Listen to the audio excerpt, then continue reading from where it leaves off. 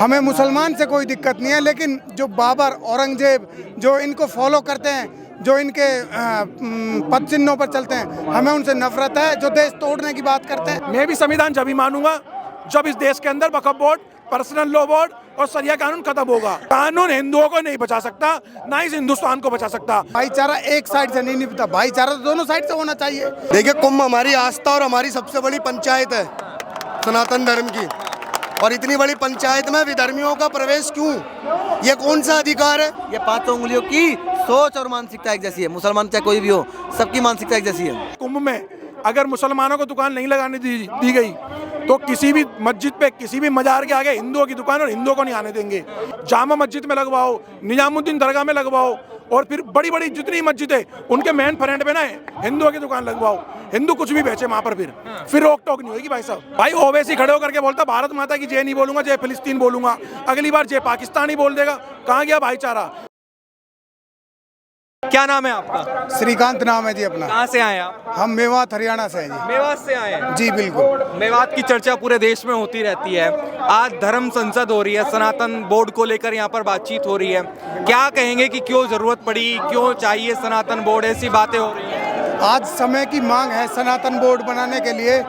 जो समय चल रहा है, अगर हम बटेंगे तो कटेंगे, क्लियर है, योगी जी ने जो कहा था। और अगर आज भी हम जात बिरादरी में बट के रहेंगे तो फिर हमारे ऊपर, आपको पता है, शांति दूतों का शासन, नॉर्मल सी बात है, दोबारा से होगा।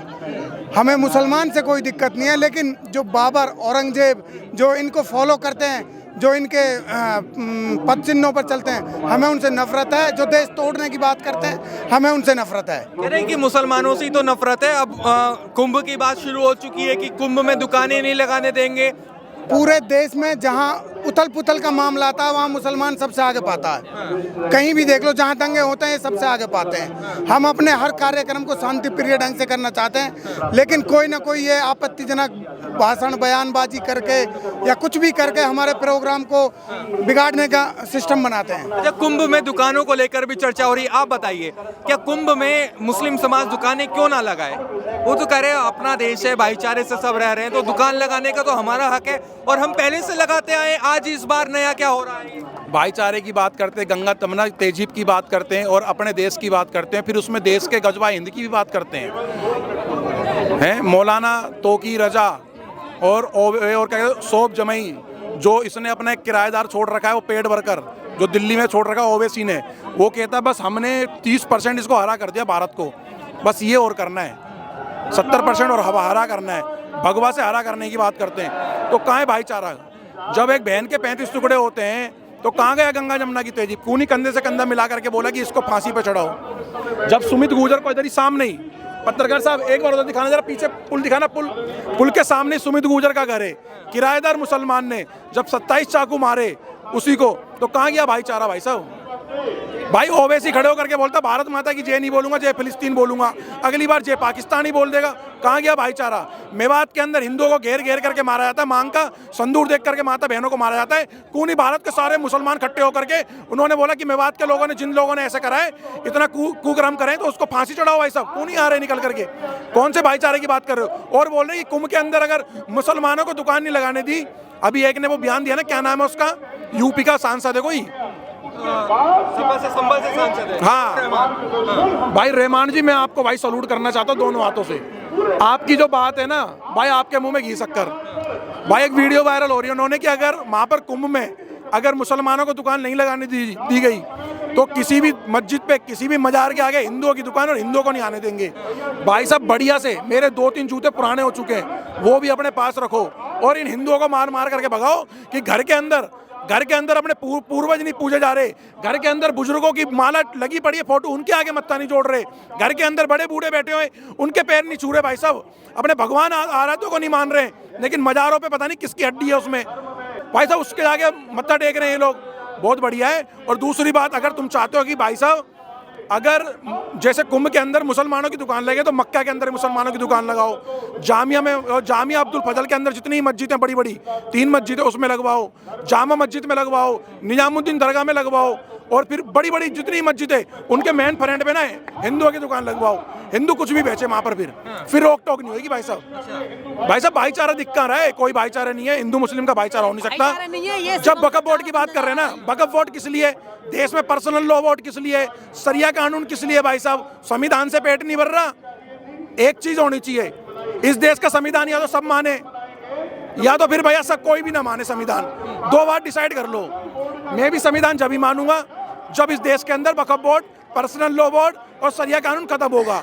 जिन आक्रांतों ने इस देश को, जिन आक्रांतों के हाथ में देखे गए कांग्रेसियों के, उन आक्रांतों ने ऐसे ऐसे एक्ट डाल दिए संविधान के अंदर, आईपीसी के अंदर, जिसको बीएमएस करा गया, जो केवल इस देश के खिलाफ है और हिंदुओं के खिलाफ है। भाई मेवात से, भाई से पूछो भाई की मेवात के अंदर हिंदुओं की पीड़ा कैसी है। आए दिन खबर आती है, जब कुआं पूजन के ले जा रहे हो पथराव करते भाई साहब कुआं पूजन में। अभी कुछ दिन पहले कुआं पूजन में पथराव कर रहे, क्यों कर रहे हो पथराव भाई? ये बताइए, मेवात से चर्चा, जैसे मेवात में हमने देखा पिछली बार जो हुआ था, तो क्या लगता है उसको लेकर सनातन बोर्ड की भी बात हो रही है, तो क्या समझ आता है सनातन बोर्ड जरूरी है या वक्फ बोर्ड खत्म हो जाए? आपके पास भी आ रहा हूं भाई साहब, सनातन बोर्ड तो बहुत ज़्यादा ज़रूरी है। और भाईचारे की अगर बात आ रही तो भाईचारा एक साइड से नहीं निभता, भाईचारा तो दोनों साइड से होना चाहिए। हिंदू तो भाईचारा निभाता आ रहा, आज से नहीं 100, 200, 500 साल से निभाता आ रहा। लेकिन हमारे जो मुसलमान हैं, जो देश में रह रहे हैं, इन्हें भी तो सोचना चाहिए भाई हिंदुओं के प्रति। उनकी भावना ही अलग है बिल्कुल। तो भाई साहब सनातन बोर्ड का गठन होना चाहिए।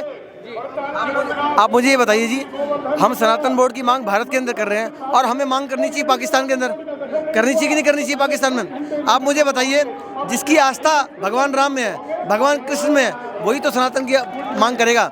जिसकी आस्था मक्का में है, जिसकी आस्था अल्लाह में है, मोहम्मद में है, उससे सनातन बोर्ड की क्या जरूरत है भाई? सनातन बोर्ड की तो मांग वही करेगा जो भारत में रहता है। आधार कार्ड बनवाने से, पैन कार्ड बनवाने से, डोमिसाइल बनवाने से किसी जिहादी का यहाँ पर स्थायी निवास नहीं हो जाता, वो यहाँ का निवासी नहीं हो जाता, वो प्रवासी है। और प्रवासी रहेगा, उसने कागज तो बनवाए हैं, उसका इस देश से, उसकी देश की आस्था से कोई लेना देना नहीं है। अब आपने कहा था भाईचारा, आप मुझे बताइए, अपनी बहन का तो भाई हो नहीं सकता, तो हमारा भाई कैसे हुआ? हो सकता है क्या भाई? एक होती संस्कृति। अब हम बात कर रहे हैं मानव की, मानव जाति की, हम कुत्ते बिल्ली की बात नहीं कर रहे हैं। मैं सोच के हंसी आती है, भाईचारा, भाई क्या भाईचारा भाई साहब? ये क्या भाईचारा है? जो अपनी बहन के साथ हलाला करता हो, अपनी भाभी के साथ हलाला करता हो, जो अपनी चाची के साथ हलाला करता हो, जो अपनी माँ के साथ हलाला करता हो, क्या भाईचारा होगा उसके साथ? भाई सोचना पड़ेगा, बहुत गंभीर विषय है। आप सनातन बोर्ड की मांग भारत के अंदर कर रहे हो, कोई पाकिस्तानी आपको सनातन बोर्ड दिलाने नहीं आएगा। कुंभ की भी जिक्र शुरू हो चुका है कि कुंभ में मुस्लिमों की दुकान ना लगे, ऐसा लोग विचार कर रहे हैं, क्या कहेंगे? क्या सही है, या सही मानते हैं आप? आप मुझे ये बताइए, मक्का में जाने से पहले नॉन काफिरों की एंट्री बंद है। नॉन काफिरों की एंट्री क्यों बंद है भाई? ये तो हिंदू जहाँ जाता है वहाँ भंडारे करता है, पानी पिलाता है। भाई इनकी जो चीज़ें हैं वो संभालेगा नहीं मत, और जब हम वहाँ पर जाएं तो हमारा बहन है वहाँ पर। भाई सोचना पड़ेगा, थूकने से, मूतने से और कुछ गलत काम करने से जब हमारी चीज़ें दूषित होती हैं और हम उसे स्वीकार नहीं कर सकते, तो हम इनको कैसे स्वीकार करें? आप मुझे बताइए, आपने कहा ना सारे नहीं चाहते कुंभ में मुस्लिम समाज दुकान लगाए। बहुत से लोगों का ये कहना है कि सारे मुसलमान एक जैसे नहीं होते। मेरे हाथ में ये 5 उंगलियां हैं और आप मुझे बताइए, इन 5 उंगलियों को मैं नाम देता हूँ मुसलमान का। अब कौन सी उंगली ऐसी है जिसके अंदर खून दूसरा है? आप बताइए, खून दूसरा है क्या किसी उंगली के अंदर? यह दर्द अलग होता है। ये 5 उंगलियों की सोच और मानसिकता एक जैसी है। मुसलमान चाहे कोई भी हो, सबकी मानसिकता एक जैसी है, सब एक जैसी। मैं कहता हूँ इन 5 उंगलियों बताइए, अलग अलग मानसिकता हो तो खून भी एक है, दर्द भी एक है, मांस भी एक है, अलग है तो बताओ भाई। तो नहीं चाहते मतलब दुकान लगे? अरे भैया कैसे चाहेंगे? अपने घर के अंदर कौन अब्दुल बिठाएगा? आज जितने भी बड़े बड़े संत और शंकराचार्य, पीठादेश महाराज, महामंडलेश्वर, जितने भी आए हुए हैं और जितने भी भाई आए हुए हैं, भाई उनको नमन है, भाई उनके चरणों में नमन है भाई मेरा। और ढोंगी संत जो मठ से उठ कर कहीं नहीं आए, हम तो हजारों करोड़ों के मालिक हैं। तुम्हारे हजारों करोड़ों मालिक और जितने हो तुम, वो भी छीने जाएंगे, तुम्हारे मठ भी छीन ले जाएंगे अगर तुम आज हिंदुओं का साथ नहीं दोगे। आज हमें हमारे संतों का साथ चाहिए। हमारे कानून ने हमारे बचा लिया, कश्मीर से, कलकत्ता से कानून ने बचा लिया, केरला में कानून ने बचा लिया, मेवात में कानून ने बचा लिया, दिल्ली के शास्त्री पार्क, मौजपुर, करामले का शास्त्री पार्क, इन सब जगह पे हिंदुओं को बचा लिया। बटलाव, जामिया, अब्दुल फजल, कड्डा कॉलोनी में हिंदुओं को बचा लिया कानून ने। कानून हिंदुओं को नहीं बचा सकता, ना इस हिंदुस्तान को बचा सकता।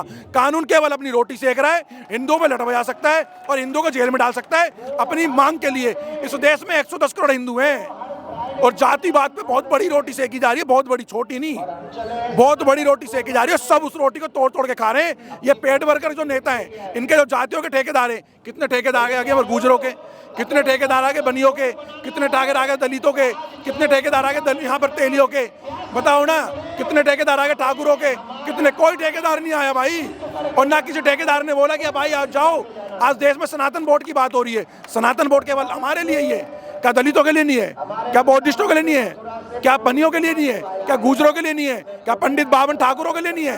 क्या बेवकूफ बना रहे हो जनता का भाई? तुम्हारे ठेकेदार तुम्हारे ऊपर राजनीति कर रहे हैं। जिस दिन यूनाइटेड हो जाओगे ना, एक साथ हो जाओगे, मैं कह रहा हूँ इनकी रूह कांप जाएगी, रूह। और इन देश के किराएदारों को बताना चाह रहे हैं, जो इस देश में 5-6 करोड़ किराएदार, जो घूसपैठिया, रोंगिया, स्लीपर से, जो तारों के नीचे से आए हुए, इनको भगाओ अपने इलाके से। देखिए, कुंभ हमारी आस्था और हमारी सबसे बड़ी पंचायत है सनातन धर्म की, और इतनी बड़ी पंचायत में विधर्मियों का प्रवेश क्यों? ये कौन सा अधिकार है? पूजा हमारी, कुंभ हमारा, साधु हमारे, संत हमारे, भावनाएं हमारी। इस देश में सनातन की पद्धति को अपनी इच्छा से मनाने का अधिकार हमारा। ये जबरदस्ती में किसके दामाद हैं जो इसमें बिठाए जाएंगे? अगर जब तुम कुंभ में इनकी पैरवी की बात करोगे तो फिर हम सीधी बात करेंगे, इस देश में जितने, इन सबको बाहर भेजो। जब मक्का में गैर मुस्लिम का प्रवेश वर्जित है तो भारत के अंदर भी वर्जित होना चाहिए ना।